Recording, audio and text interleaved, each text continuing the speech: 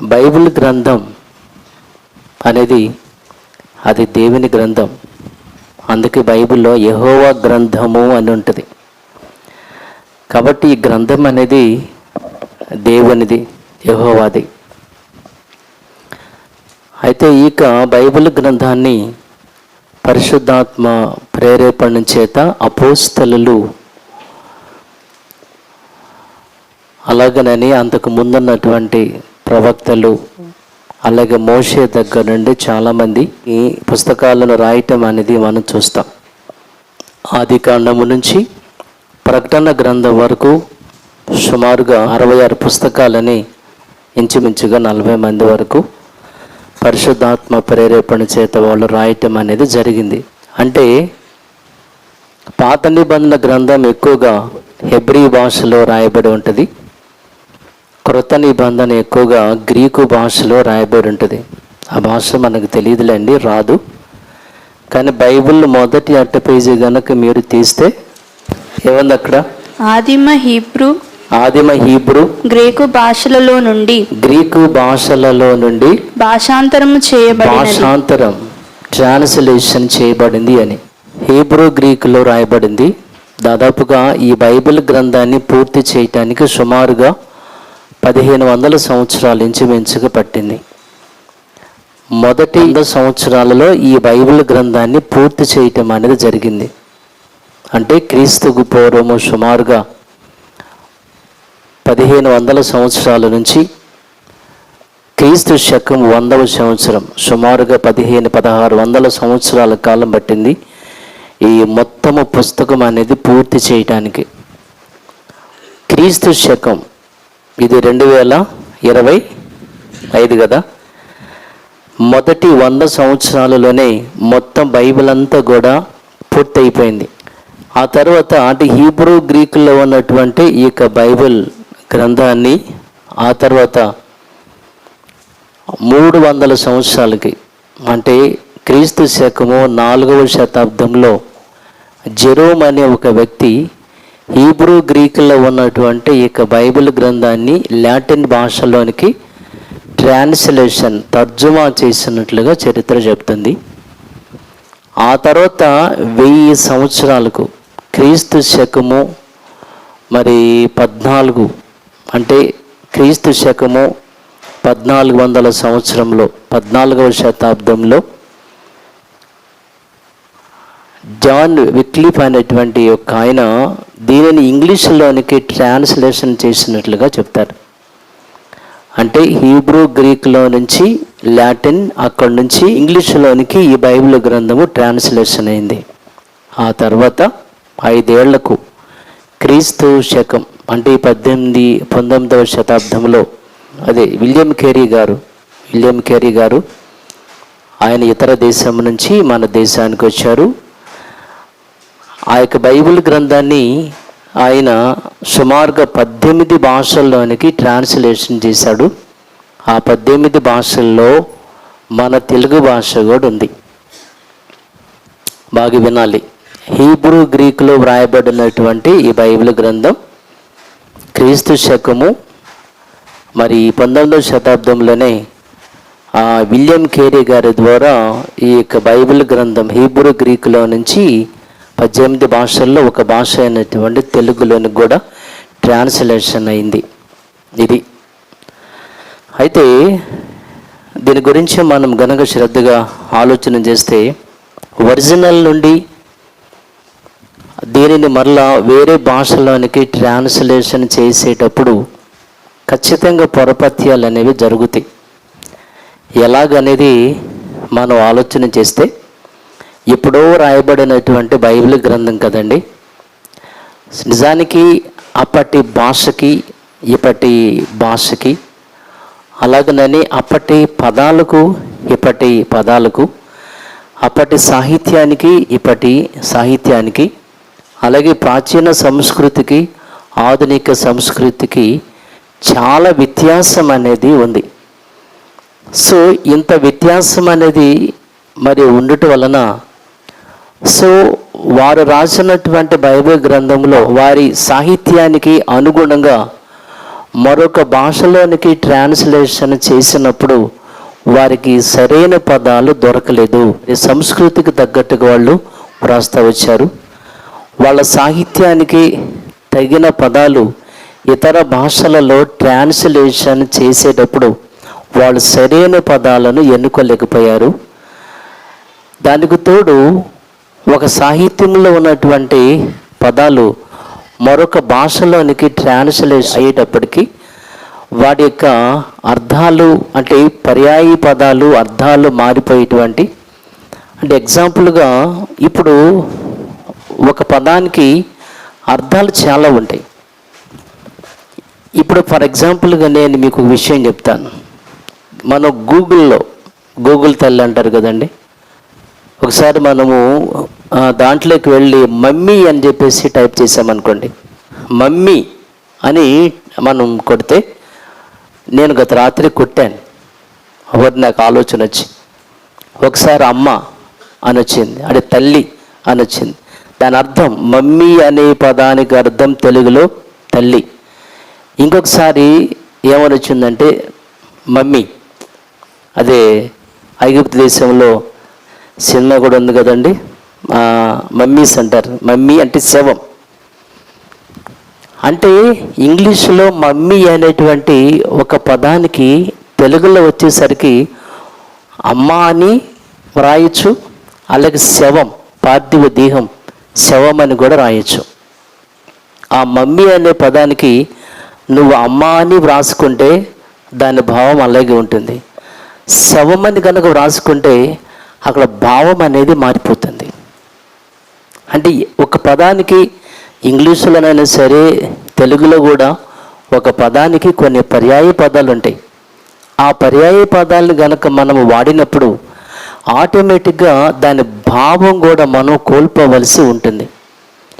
So అలాగా వాళ్ళు వ్రాసుకున్న దానిని బట్టి, వారి సాహిత్యాన్ని బట్టి మన సాహిత్యానికి సంస్కృతికి తగ్గట్టుగా సరైన పదాలు, పైకి ఒక పదానికి ఎన్నో అర్థాలు ఉండటం వలన సో దాని యొక్క అర్థాలు మారుతూ వచ్చినవి ప్రారంభం నుంచి కూడా. దానికి తోడు ఏంటంటే ఈ విలియం కేరీ గారు ట్రాన్స్లేషన్ ఎలా తను చేశాడంటే, ఈ బైబిల్ కనుక ఉంటే వేరే దాంట్లో కూడా ఇంట్రడక్షన్ ఉపోద్ఘాతమని ముందు రాస్తాడు. అంటే కొన్ని బైబిల్లో ఉంటుంది, కొన్ని బైబిల్లో ఉండదు. ఇప్పుడు అన్ని బైబిల్స్లో ఇస్తున్నాడు.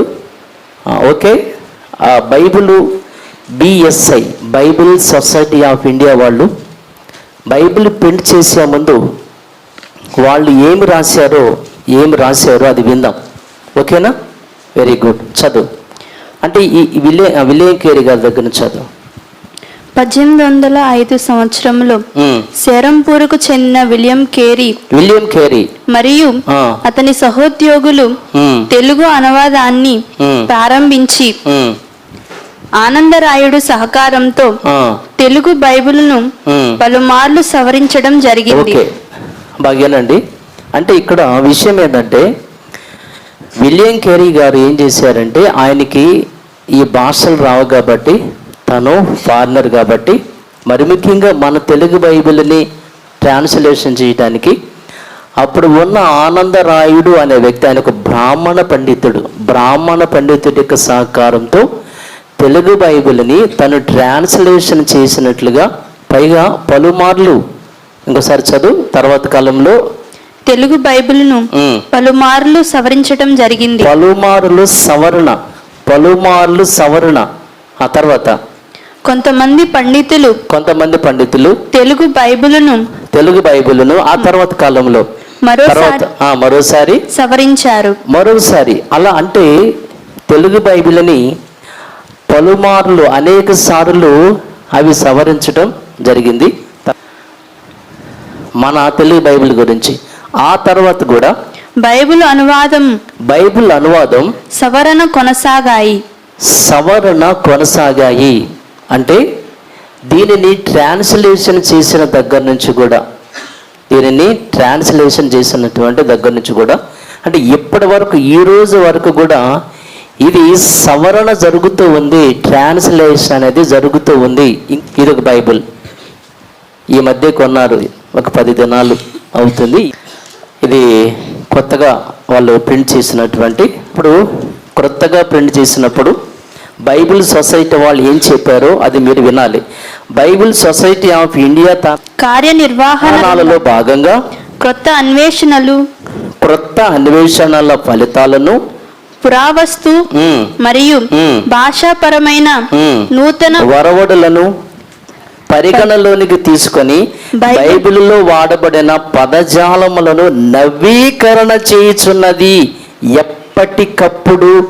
ఎప్పటికప్పుడు నవీకరణ, ఆయా పదములు వ్రాయు మరియు చెప్పు విధానము, వాక్య నిర్మాణం మరియు వ్యాకరణ దోషాలను సరిదిద్దుట కూడా ఎప్పటికప్పుడు చేయుట జరుగుతున్నది. ఇది మొన్నే కొత్తగా వచ్చినటువంటి, ఇప్పుడు వచ్చిన ప్రింట్లు అయినా వ్రాస్తున్నారు. ఏం చెప్పారు? బైబిల్ సొసైటీ ఈ బైబిల్ గ్రంథాన్ని ప్రింట్ చేసేది వాళ్ళే కాబట్టి వాళ్ళు ఏం చెప్పారయ్యానంటే, ఈ వ్యాకరణ దోషాలను సరిదిద్దుట కూడా ఎప్పటికప్పుడు చేయుట జరుగుతున్నది అని చెప్పారు. పట్టుకోమ్మా. అంటే దీన్ని బట్టి మనకు అర్థమవుతున్న విషయం ఏంటంటే, ఈ రోజు వరకు కూడా బైబిల్ గ్రంథము ఎప్పటికప్పుడు బైబిల్లో ఉన్న అప్పటి భాషను బట్టి, అప్పటి పదజాలాలను బట్టి, వ్యాకరణాన్ని బట్టి, సో ఈ రోజున అలాగే బైబిల్లో ఉన్నటువంటి సారాంశాన్ని బట్టి ఇవన్నీ వాళ్ళు దృష్టిలోకి తీసుకుని ఎప్పటికప్పుడు కరెక్షన్ చేస్తున్నారు నేటికి బైబిల్ సొసైటీ ఆఫ్ ఇండియా వాళ్ళు. అదేంటండి, పలుమార్లు, ఒకసారి కాదు, ఇప్పుడు గ్రీకు భాషలో నుండి తెలుగులోనికి ట్రాన్స్లేషన్ అయినటువంటి ఈ తెలుగు బైబిల్ గురించి మాట్లాడుతున్న విషయం ఏంటంటే, ఇంకా ఇప్పుడు వచ్చినటువంటి ఇక బైబిల్లో పదాలని నెక్స్ట్ వచ్చే టయానికి మారుస్తున్నారు. ఎందుకని? సో నవీకరణ జరుగుతుంది. ఇప్పటికీ 1805 సంవత్సరం అంటే 19వ శతాబ్దంలో ప్రారంభించబడినటువంటి ఈ ప్రింటింగు ఈ రోజు వరకు కూడా ఇది ఇంకా కరెక్షన్ చేయబడుతూ ఉంది. తెలుగు బైబిల్ కరెక్షన్, నవీకరణ ఎప్పటికప్పుడు సరిచేయబడుతుంది.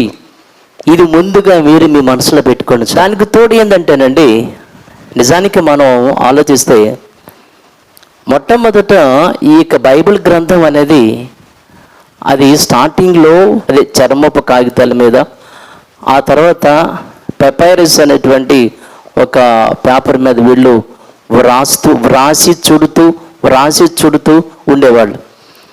అయితే మనం గనక ఆలోచిస్తే దానిని వీళ్ళు ఏం చేసేవాళ్ళంటే ఒరిజినల్ నుంచి కాపీ నుంచి మరల కాపీ. నిజంగా రాజుల గ్రంథాన్ని కనుక మనం చూస్తే, ఇప్పుడు వద్దులేండి, గత కాలంలో మనం చూసాం, రాజుగా వచ్చిన ప్రతి వ్యక్తి కూడా ఒరిజినల్కి నకళ్ళను రాసుకుంటూ వచ్చేవాళ్ళు, రాయించుకునేవాళ్ళు వాళ్ళు.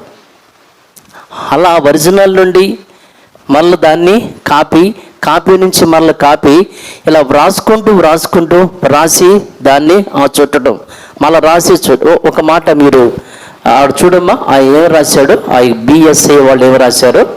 గ్రంథపు చుట్టల్ని విప్పి చదివి వాటిని చుట్టి పెట్టడం వలన, ఏమండి, దాన్ని చదివి చుట్టిపెట్టి మరల చుట్టిపెట్టి అవి పాతబడిపోయి కొంతకాలానికి చదవడానికి ఉపయోగపడేవి కావు.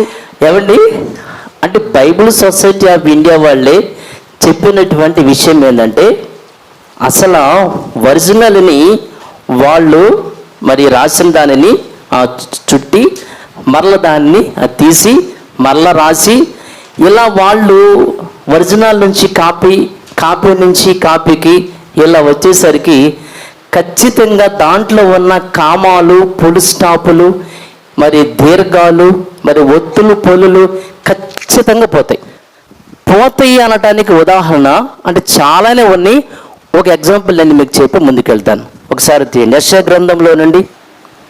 గ్రంథంలో నుంచి 6వ అధ్యాయము 9. ఓకే అమ్మా. ఆయన నీవు పోయి ఈ జనులతో ఇట్లనుము, మీరు నిత్యము వినుచుందురు గాని గ్రహింపకుందురు. ఏనండి, ఇక్కడ కామాలు, ఫుల్ స్టాప్లు అన్నీ ఉంటాయా? నిత్యము చూచుచుందురు గాని తెలుసుకొనకుందురు. Full stop. వారు కన్నులతో చూచి చెవులతో విని హృదయంతో గ్రహించి మనసు మార్చుకొని స్వస్థత పొందకపోనట్లు అని చెప్పేసి ఈ విషయం అంతటి కూడా మనం చూస్తాం. అంటే యెషయా గ్రంథము 6వ అధ్యాయము 9-10 వచనాల్లో ఉన్నటువంటి ఈ సంఘటన ఒత్తులు, పల్లులు, అలాగే ఫుల్ స్టాపులు, కామాలు ఉన్నాయి. ఇదే రిఫరెన్స్ని మనం ఎక్కడ చూస్తామంటే క్రొత్త నిబంధనలు చూస్తాము. ప్రత్యేకించి మనం అపోస్తుల కార్యంలో నుంచి ఒక మాట చూద్దాం. 28వ అధ్యాయానికి వద్దాము. 28వ అధ్యాయము. మీరు వినుట మట్టుకు విందురు గాని గ్రహింపనే గ్రహింపరు. చూచుట మట్టుకు చూతురు గాని కాననే కానరని ఈ ప్రజల యొద్దకు వెళ్లి చెప్పుము. ఈ ప్రజలు కన్నులారా చూచి చెవులారా విని. ఏమండి, ఇవన్నీ విని ఇక్కడ కామాలు ఏమి లేవు, చెవులారా విని మనసారా గ్రహించి నా వైపు తిరిగి నా వలన స్వస్థత. అంటే యెషయా గ్రంథము 6వ అధ్యాయము 9వ వచనంలో ఉన్నటువంటి ఆ యొక్క రెఫరెన్స్ని క్రొత్త నిబంధన గ్రంథంలో వ్రాసేటప్పటికీ కామాలు, ఫుల్ స్టాపులు పోయినాయి. అంటే పాత నిబంధనలో ఉన్న యాజ్ ఇట్ ఈజ్గా అదే రిఫరెన్స్ని మరి క్రొత్త నిబంధనలో వ్రాసేటప్పటికీ కామాలు, ఫుల్ స్టాపులు పోయినాయి. అంటే ఎందుకంటున్నానంటే వ్రాసేటప్పుడు అంటే ప్రమాదం జరిగింది అనేది మీరందరూ ఈ పూట వింటారు. తోడేందంటే ఈ ఆనందరాయుడు అనేటువంటి ఈ వ్యక్తి, ఆయన ఒక బ్రాహ్మణ పండితుడు. ఈయనకు ఆధ్వర్యంలో ఈ యొక్క ట్రాన్స్లేషన్ కార్యక్రమం జరిగిందని బైబిల్ సొసైటీ ఆఫ్ ఇండియా వాళ్ళు చెప్పినట్లుగా మనం చూసాం. ఏమండి, బ్రాహ్మణులు బైబిల్ గ్రంథాన్ని వ్రాసారు. వాళ్ళు లోకస్తులు, అన్యులు, హిందువులు. ఇప్పుడు ఒక విశ్వాసంలో ఉన్నటువంటి వాళ్ళు వేరొక విశ్వాసుల మధ్యకి వెళ్ళి పని చేయాలంటే, కార్యక్రమాలు చేయాలంటే అంత పరిపూర్ణంగా మనస్ఫూర్తిగా చేయలేరు. ఇప్పుడు ఫర్ ఎగ్జాంపుల్గా మీరే ఉన్నారు. యేసుక్రీస్తు వారిని దేవుని కుమారుడుగా పరిపూర్ణంగా నమ్మే మనం. ఇలాంటిది ఏదైనా ఒక లోదరనో, ఒక బ్యాప్టిస్టో, ఒక ఫెలోషిప్పో, లేదంటే ఇంకా వేరే పెంతెకోస్తు సంఘమో, ఏదన్నా ఇలాంటి నామకరణ సంఘాల మధ్యకి వెళ్ళి ఇక్కడ మనము పరిచర్య చేసినట్లుగా అక్కడికి వెళ్ళి మనము మనస్ఫూర్తిగా అసలు పరిచర్య చేయము. ఒకవేళ కనుక చేయాల్సి వస్తే మనసు పెట్టి మనం పరిచర్య చేయలేం. ఎందుకని? మన విశ్వాసం వేరు, వాళ్ళ విశ్వాసం వేరు కాబట్టి బ్రాహ్మణుల యొక్క నమ్మకం వేరు కాబట్టి సో వాళ్ళు వేరే భాషని, వేరే విశ్వాసాలని ట్రాన్స్లేషన్ అనేది వాళ్ళు చేయటం అనేది సంపూర్ణంగా వాళ్ళు చేయలేరు. చేయకపోగా అంటే మనసు పెట్టి చేయలేరు. దానికి తోడు ఖచ్చితంగా బ్రాహ్మణుల యొక్క ప్రభావం అనేది బైబిల్ వ్రాసేటప్పుడు వాళ్ళ ప్రభావం అనేది ఖచ్చితంగా పడింది కూడా. ట్రాన్స్లేషన్ చేసింది బ్రాహ్మణులు కాబట్టి, హిందువులు కాబట్టి, సో వాళ్ళ యొక్క ప్రభావం అనేది ఖచ్చితంగా ఈ బైబిల్ గ్రంథాన్ని వ్రాసేటప్పుడు వాళ్ళ ప్రభావం ఖచ్చితంగా పడింది. ఎలాగూ అనంటే జ్ఞానులు వచ్చి యేసుక్రీస్తు వారిని పూజించిరి అనే మాటని మనం చూస్తాం. అర్థమైందండి? అసలు అంటే జ్ఞానులు వాళ్ళు లోక జ్ఞానులు, వాళ్ళు దైవ జ్ఞానులు కాదు, లోక జ్ఞానులు. యేసుక్రీస్తు వారి దగ్గరికి వాళ్ళు వచ్చినప్పుడు వాళ్ళు దేవుడు అనుకుని వచ్చారా, రాజు అనుకుని వచ్చారా అని అంటే యూదులకు రాజుగా పుట్టిన వాడు ఎక్కడ అనుకుని వాళ్ళు వచ్చారు. రాజుగా వచ్చిన వాళ్ళని పూజ చేయటం ఏంటి? రాజుగా వచ్చిన వాళ్ళని ఎవరైనా సాగిలి పడతారు, నమస్కరిస్తారు, లేదంటే మరి మొక్కుతారు. ఇలాంటి పదాలు అనేది రాజు కాబట్టి. కానీ పూజ అనేటువంటి అసలు అంటే ఈ వాడిక గ్రంథాలు కనుక చూస్తే ఆరాధన ఇలాంటి విషయాలని మనం ఆలోచన చేస్తాం. సో వీళ్ళు రాశారు కాబట్టి అక్కడక్కడ కొన్ని పదాలు పూజ అనే పదాలు కూడా వాడబడటం అనేది జరిగింది. ఇంకా మనం చూద్దాం, ఎస్తేరు గ్రంథానికి వద్దాం ఒకసారి. అంటే బ్రాహ్మణుల యొక్క ప్రభావం అనేది దీనిలో ఎంతవరకు ఉందో ఇప్పుడు మీరు చూస్తారు. ఎస్తేరు గ్రంథంలో నుంచి ఒకటి అహష్వేరోషు దినములలో జరిగిన చర్యల వివరము. హిందూ దేశము మొదలుకొని కూషు దేశం వరకు. కూషు దగ్గర పుట్టినట్లు ఏముంది? ఐథియోపియా. అంటే ఇక్కడ మీరు శ్రద్ధగా వింటే నా మాటలు మీకు అర్థమవుతాయి. ఇక అహష్వేరోషు అనేటువంటి రాజు ఎవరు, ఎప్పటి వాడని కనుక ఆలోచన చేస్తే ఈ ప్రపంచాన్ని పరిపాలించినటువంటి 4 మహాసామ్రాజ్యాలు, వాటిలో మొట్టమొదటిది బబులోను మహాసామ్రాజ్యం, రెండవది మాదీయ పార్సీక మహాసామ్రాజ్యం, మూడవది గ్రీక్ మహాసామ్రాజ్యం, నాలుగవది రోమా మహాసామ్రాజ్యం. ఈ 4 మహాసామ్రాజ్యాలు ప్రపంచాన్ని పరిపాలన చేసినాయి. ఈ ప్రపంచాన్ని పరిపాలన చేసినటువంటి సామ్రాజ్యాలలో రెండవది మాదీయ పార్శిక సామ్రాజ్యం, పార్శిక రాజ్యం అంటారు, లేదా పర్షియా సామ్రాజ్యం అని అంటారు. సో ఈ మాదీయ పార్శిక రాజులలో ఒక్కడైనటువంటి అహష్వేరోషు కాలంలో జరిగిన సంఘటనను ఇక్కడ రాశారు. ఏమండి, ఇది ఎప్పుడంటే సుమారుగా క్రీస్తుకు పూర్వము 450-500 సంవత్సరాలలో, క్రీస్తుకు పూర్వము 5వ శతాబ్దంలో సంఘటన ఇది. క్రీస్తుకు పూర్వము 5వ శతాబ్దంలో మాదీయ పార్శిక సామ్రాజ్యాన్ని పరిపాలిస్తున్న అహష్వేరోషు కాలంలో మన దేశానికి హిందూ దేశం అనే పేరు లేదు. అప్పటికి మన దేశానికి ఆ పేరు లేదు. ఎందుకంటే అప్పటికి మన దేశాన్ని జంబూ ద్వీపం అనే ఒక పేరుతో పిలిచేవారు, చరిత్రను కనుక ఆలోచన చేస్తే. అంటే జంబూ ద్వీపం అని పిలిచేటువంటి అప్పట్లో మన దేశాన్ని, ఆ తర్వాత ఆర్యులు మన దేశానికి వచ్చినప్పుడు ఆ తర్వాత కాలంలో మరి భారతదేశం అనే పేరు వచ్చినట్లుగా మన చరిత్రలో చూస్తాం. అంటే ఇక్కడ ఉద్దేశం ఏంటంటే అప్పటికి అసలు హిందూ అనే పేరు నాకు తెలిసి హైందవ గ్రంథాల్లో కూడా ఉండదని విన్నాను, నాకు పరిపూర్ణంగా నాకు తెలియదు. సో ఇక్కడ సరే ఏదేమన్నప్పటికీ కూడా అప్పటికి ఈ పేరు లేకపోయినప్పటికీ కూడా హిందూ దేశం అని ఇప్పుడు ట్రాన్స్లేషన్ చేసినటువంటి, అంటే వీళ్ళు బ్రాహ్మణ పూజారులు చేశారు కాబట్టి ఆ పేరు దీన్ని వాడారు. ఒకవేళ కూషు దేశానికి పుట్టినట్లు ఐథియోపియా అని పెట్టినట్లుగా అక్కడ పుట్టినట్లు కనుక కింద జంబూ ద్వీపము లేదంటే జంబూ దేశము ఎలాంటి పెడితే బాగుండేది. కానీ వాళ్ళు అలా చేయలేదు. అంటే ఎందుకంటున్నానంటే బ్రాహ్మణుల చేత వ్రాయబడినటువంటి ఈ పుస్తకములు అక్కడక్కడ జరిగినటువంటి వాళ్ళ ప్రభావం అనేది ఎంత ఉందనేది మీకు అర్థం అవ్వాలి. 3వ విషయం చూద్దాం. ఆదికాండం 9వ అధ్యాయం 13 చూద్దాం. మేఘములో నా ధనస్సును ఉంచి తిని. ఇది ఎప్పుడంటే జలప్రళయం అనేది జరిగిన తర్వాత నేను ఇక్కడి నుంచి ఎలాంటి జలప్రళయాన్ని మీ మధ్యకు తీసుకురానని దేవుడు వాళ్ళకి వాగ్దానం చేసి, ఆ ప్రమాణానికి గుర్తుగా ఇదిగో నేను మీకు నాకు మధ్య ఒక ఒడంబడిక ఒప్పందం ఉంది. ధనుస్సు, మేఘంలో ధనుస్సు ఉంచుతున్నాను, మేఘ ధనుస్సు యాక్చువల్గా. అయితే మనం కనుక ఆలోచన చేస్తే ఇది ఎజ్కేలు గ్రంథంలో ఉంటుంది. ఆ తర్వాత ప్రకటన కనుక మనం ఆలోచన చేస్తే 10వ అధ్యాయం చూద్దాం. ప్రకటన గ్రంథం 10వ అధ్యాయం 1వ వచనం. బలిష్ఠుడైన వేరొక దూత పరలోకము నుండి దిగివచ్చుట చూచితిని. ఆయన మేఘము ధరించుకొని ఉండెను.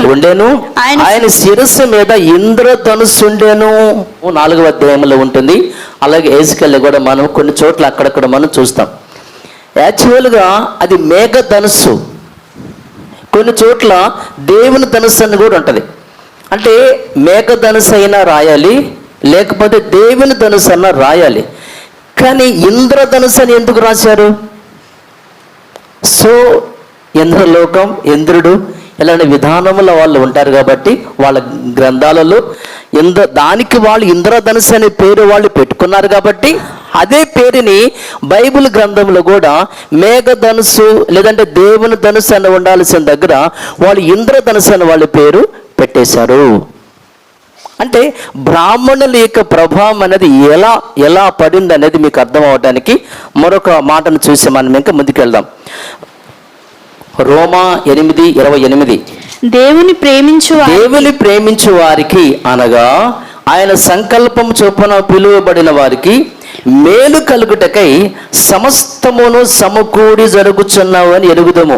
సమస్తమును సమకూడి జరుగుచున్నవి దేనికి సంబంధించిందనంటే కర్మ సిద్ధాంతానికి సంబంధించింది. ఎలా ఇది కర్మ సిద్ధాంతానికి సంబంధించింది అనంటే, కర్మ సిద్ధాంతం ఎలా ఉంటుందంటే, నువ్వు గనక మంచి చేస్తే నీకు మంచి జరుగుతుంది, నువ్వు గనక చెడు చేస్తే నీకు చెడు జరుగుతుంది. ఇదివరకు నువ్వు పూర్వజన్మలో మంచి చేసావు కాబట్టి నీకు ఈ జన్మలో మంచి జరుగుతుంది. నువ్వు ఎవరికో మంచి చేసావు కాబట్టి ఇప్పుడు నీకు మేలు జరుగుతుంది. ఇదంతా కూడా కర్మ సిద్ధాంతం. సో ఇక్కడ యాక్చువల్గా పుట్నోట్లు కరెక్ట్గా ఉంటుంది. మీరు కనుక చూస్తే పుట్నోట్ల నుంచి చూడండి, పుట్నోట్ల నుంచి మేలు కలుగుటకై దేవుడు సమస్తమును, అది దేవుడు చేస్తున్నాడని రాయాలి. అక్కడ దేవుడు అనే మాటని అక్కడ పెట్టలేదు, పుట్నోట్లో పెట్టారు. పుట్నోట్లో పెట్టేసరికి అదేమవుతుందంటే ఆటోమేటిక్గా కర్మ సిద్ధాంతానికి వెళ్ళిపోతుంది. నువ్వు చేసిన మంచిగా నీకు మేలు జరుగుతుందని, అంటే విధి ప్రకారంగా, డెస్టినీ అంటారు చూసారా, విధి ప్రకారంగా నీకు జరుగుతుందే తప్ప దేవుడు కాదనే భావన అక్కడ వస్తుంది. కానీ కింద పుట్నోట్లో ఉంటుంది మేలు చేయాలంటే దేవుడు చేయాలనేది. దేవుడు మేలు చేస్తాడు, దేవుడు అనే పదం అనేది పైన లేదంటే అక్కడ. అంటే ఎందుకంటున్నానంటే ఇక్కడ ఇలాంటి మనము చూసుకుంటూ వెళ్తానండి. అసలు కొన్ని వాక్యాలు అయితే పైన రెఫరెన్స్లో ఉండాల్సినటువంటి వాక్యాలని ఎత్తేసి కింద పుట్నోట్లు పెడతారు. అర్థమైందండి? అసలు ప్రధానంగా విశ్వాసానికి సంబంధించిన ఒక రెఫరెన్స్ ఉంది, దాన్ని అసలు ఎత్తేసారు చాలా సంవత్సరాల వరకు. ఇప్పుడు ఈ మధ్యన వాళ్ళు పెడుతున్నారు. ఒకసారి కనుక మీరు చూస్తే అపోస్తుల కార్యంలో నుంచి 8వ అధ్యాయము ఎంత ఘోరం జరిగిందో మీకు అర్థమవుతుంది. పాత బైబిల్లో కనుక మీరు ఆలోచన చేస్తే ఇక మరి వచనం అనేది అక్కడ ఉండదు. ఎక్కడది ఎన్నో ఫిలిప్పు నీవు పూర్ణ హృదయముతో విశ్వసించిన ఎడల పొందవచ్చునని చెప్పాను. అతడు యేసుక్రీస్తు దేవుని కుమారుడని విశ్వసించుచున్నానని ఉత్తరం ఇచ్చాను. ఓకే, అది ఇక్కడ ఉంది. యాక్చువల్గా కొంతమంది బైబిల్లో 38వ వచనం లేదు, పుట్నోట్లో ఉంటుంది. అలాంటి బైబిల్స్ ఎవరి దగ్గర ఉంది? మీ దగ్గర. అసలు ప్రాముఖ్యమైనటువంటి రెఫరెన్స్ ఇది. కుమారుడని విశ్వసించుచున్నానని ఉత్తరం ఇచ్చాను. ఫిలిప్పు నపుంసకుడు ఇద్దరును నీళ్ళలోనికి దిగిరి. అంటే యాక్చువల్గా యేసుక్రీస్తు వారిని దేవుని కుమారుడుగా నమ్మాలి, విశ్వసించాలనేటువంటి ఈ రిఫరెన్స్ని కొన్ని పాత బైబిల్ గ్రంథాలలో ఆ రిఫరెన్స్ని ఎత్తేసి కింద పుట్నోట్లు పెట్టాడు. ఇలాంటివి చాలానే ఉంటాయండి. అంటే అసలు ఆర్డర్లో రాయాల్సినటువంటి రెఫరెన్స్లు ఆర్డర్లో లేకుండా పుట్నోట్లో పెట్టిన రెఫరెన్స్ చాలానే ఉంటాయి. అలాంటివి మనం చూద్దాం ఒకసారి. తీయండి, మార్కు సువార్త 15వ అధ్యాయము 27 చూద్దాం. మరియు కుడివైపున ఒకనిని ఎడమ వైపున ఒకనిని ఇద్దరు బందిపోటు దొంగలను ఆయనతో కూడా సిలువ వేసిరి. తర్వాత 29వ వచనంగా ఉంది, సిలువ వేసే దగ్గర ఒకటి పెట్టాడు పుట్నోట్లో. అంటే 28వ వచనాన్ని కింద రాశాడు. ఎవరు రాశారు చెప్పండి? అప్పుడు ఆయన అక్రమకారులలో ఒకడుగా ఎంచబడెను, చెప్పు లేఖనము నెరవేరింది అని కూర్చబడి ఉన్నది. తెలుగు 15వ అధ్యాయము 27వ వచనం ఉంది. మధ్యలో 28వ వచనం ఎత్తేసాడు, 29వ వచనాన్ని పెట్టాడు. 28వ వచనం ఎక్కడ పెట్టాడు? కింద పుట్నోట్ ఒకటైన పుట్నోట్లో పెట్టాడు. 28వ వచనము రాయాల్సినటువంటి ఆ యొక్క స్థలంలో రాయకుండా దాన్ని తీసుకుని వెళ్ళి పుట్నోట్లో రాశాడు. అపోస్తుల కార్యంలో నుంచి 24వ అధ్యాయము 6 వాక్యాన్ని చూద్దాం. అపోస్తలులు 24వ అధ్యాయము వచనం 6.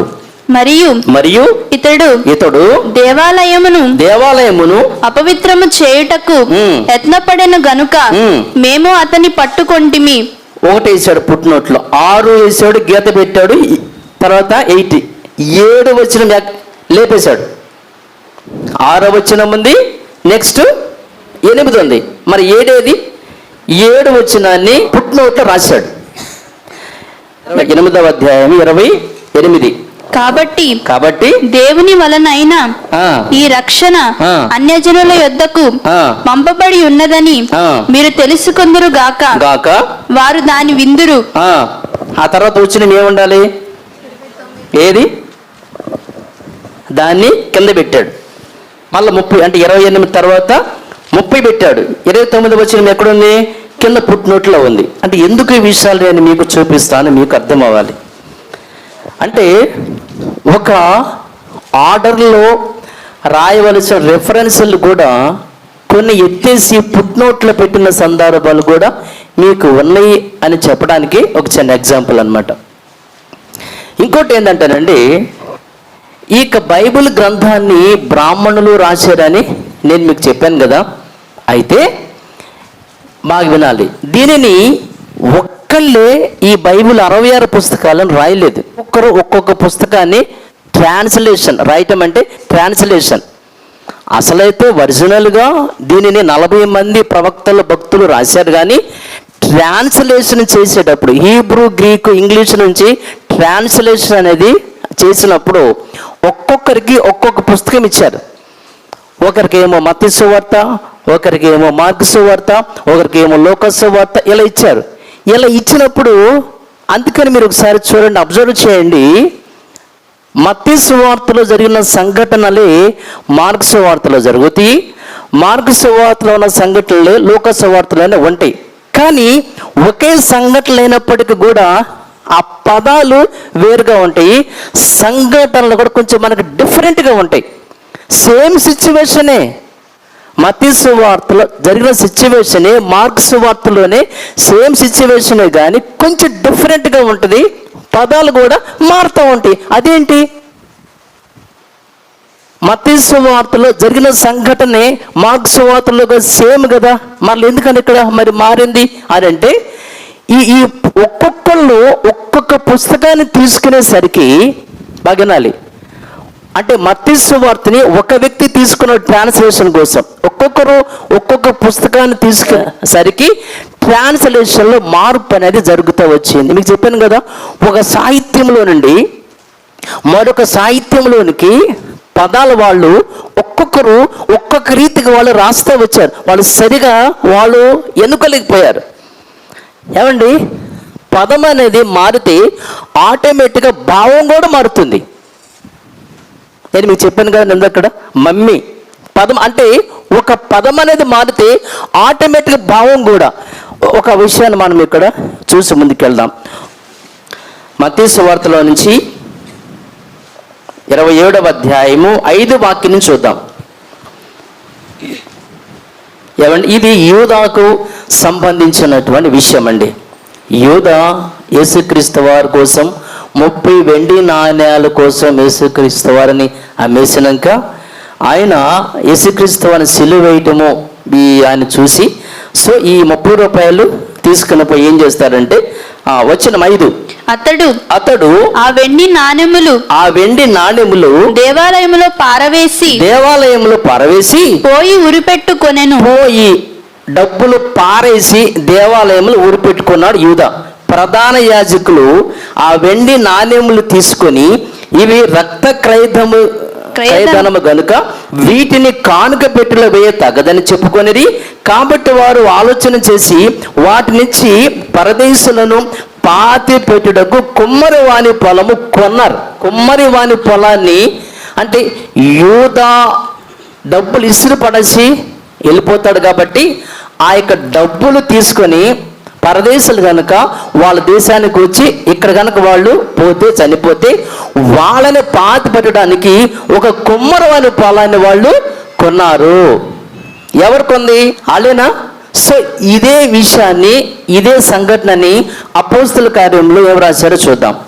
అపోస్తుల్లో నుంచి 1వ అధ్యాయము 18 చూద్దాం. ఈ యూదా ద్రోహము వలన సంపాదించిన రోకల నుంచి ఒక పొలము కొనెను. డిఫరెన్స్ ఎట్లా ఉంది? కొంచెం తేడా కనిపించట్లేదు.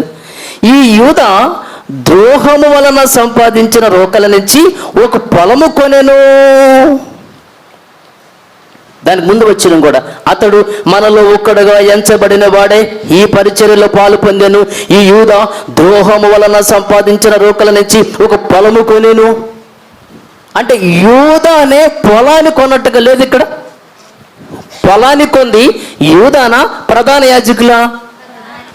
మత్తయి సువార్త 27:6 ప్రధాన యాజకులు ఆ వెండి నాణెములు తీసుకొని, ఇవి రక్త క్రయధనము గనుక వీటిని కానుక పెట్టులు తగదని చెప్పుకొనేది. కాబట్టి వారు ఆలోచన చేసి వాటి నుంచి పరదేశంలో స్వాతిపడ్డకు కుమ్మరి వాని పొలాన్ని కొన్నారు. కొన్ని ప్రధాన యాజకులు అయితే అక్కడైతే యూదా కొన్నట్టుగా లేదు. అంటే ఒక్కొక్కళ్ళు ఒక్కొక్క పుస్తకాన్ని ట్రాన్స్లేషన్ చేసేసరికి కొద్దిగా మార్పు అనేది జరుగుతూ వచ్చింది అక్కడ. ఇంకోటి ఏంటంటే ఇక్కడ 10వ వచనంలో వెండి నాణెములు తీసుకొని ప్రభువు నాకు నియమించిన ప్రకారము వాటిని కుమ్మరవాని పొలమునకిచ్చిరి అని ప్రవక్త అయిన ఇర్మియా ద్వారా చెప్పబడిన మాట నెరవేరెను. అంటే యాక్చువల్గా జరిగినటువంటి ఈ సంఘటన ఏది? ఈ పొలము యూదా తను ఇసిరి పడేసినటువంటి డబ్బుల వలన ప్రధాన యాజకులు వాళ్ళు పొలాన్ని కొంటారు అనే విషయాన్ని ఇర్మియా గ్రంథంలో వ్రాయబడిందని ఇక్కడ ఉంది. కానీ ఇర్మియా గ్రంథంలో ఎక్కడ ఈ రిఫరెన్స్ ఉండదు. ఇర్మియా గ్రంథంలో వ్రాయబడిందని ఇక్కడ ఉంది, కానీ ఈ రెఫరెన్స్ ఇర్మియాలో ఉండదు. జకరియా గ్రంథము 11వ అధ్యాయము 12వ వచనంలో ఉంటుంది. గోక్కుంటుందా? అర్థమవుతుందా? అంటే ఈ రెఫరెన్స్ ఇర్మియా గ్రంథంలో రాశారని మరి ఎందుకు వాళ్ళు చెప్పారు? ఇర్మియా గ్రంథములో ఈ ప్రవచనం అనేది ఎక్కడ ఉండదు. ఎక్కడుందంటే ఇది జకరియా గ్రంథంలో ఉంటుంది. అది 11వ అధ్యాయము 12, 13 తర్వాత మీరు చూసుకోండి. అంటే ఎందుకు ఈ విషయాలు మీతో నేను అంటున్నానంటే, ఎందుకు ఎలా ఉంటుంది బైబిల్ గ్రంథం? అర్థమైందండి? జకరియా గ్రంథములో అని వ్రాయాల్సింది పోయి ఇర్మియా గ్రంథం అని వాళ్ళు ఎందుకు రాశారు? అందుకే కొంతమంది బైబిల్లో తప్పులు నేను చాలామంది చెప్పుకుంటున్నారు. దేవుని పిల్లలారా, నేను ఎందుకు ఇవన్నీ మీకు నేను చెప్పాల్సి వస్తుందంటే, సో ఇలాగా ట్రాన్స్లేషన్ చేసిన వారు చేసిన మిస్టేక్ని బట్టి ఇలా జరుగుతూ వచ్చింది. ఒకటి మీకు ఏం అర్థం అవ్వాలంటే, ట్రాన్స్లేషన్ చేసిన వాళ్ళు అన్యులు, వాళ్ళు హిందువులు, బ్రాహ్మణులు కాబట్టి వాళ్ళకి పరిశుద్ధాత్మ సహకారం అనేది ఉండదు, లేదు కూడా. రాసిన వాళ్ళు మాత్రమే పరిశుద్ధాత్మ ప్రేరేపణ చేతనే రాశారు. కానీ ట్రాన్స్లేషన్ చేసేటప్పుడు పరిశుద్ధాత్మ సహకారం అనేది వాళ్ళకి లేకపోవటం వలన ఇన్ని మిస్టేక్స్ బైబిల్ అంటే బైబిల్ మిస్టేక్స్ అంటే ట్రాన్స్లేషన్లో మిస్టేక్స్ అంతే. ట్రాన్స్లేషన్లో మిస్టేక్స్ అది. సో మరి ఇలాంటి విషయం అంటే ఇలాంటి ఇంకోటి ఏంటంటే, వాళ్ళకి బైబిల్ యొక్క సారాంశం అనేది వాళ్ళకి తెలీదు. వాళ్ళకి పరిశుద్ధాత్మ సహకారం వాళ్ళకి లేదు. అందుకని అక్కడక్కడ కొన్ని పదాలలో తేడా జరిగింది. అర్థమైందా? అంటే ట్రాన్స్లేషన్ మిస్టేక్స్ వల్ల అక్కడక్కడ కొన్ని పదాలలో తేడా జరిగింది. మరి తేడా జరిగినప్పుడు ఇప్పుడు మనము బైబిల్ స్టడీ చేస్తున్నాం కదా, ఎలా చదివితే మనకు బైబిల్ అర్థమవుతుంది? సో ట్రాన్స్లేషన్లో ఇలాంటి ప్రమాదం అనేది జరిగింది కాబట్టి తర్జుమా లోపాలు అనేవి జరిగింది. అంటే చాలా మంది మీకు చెప్పాలంటే నేను ఆల్రెడీ మీకు యూట్యూబ్లో ఉన్నాయి, అది మీరు చూసుకోవచ్చు.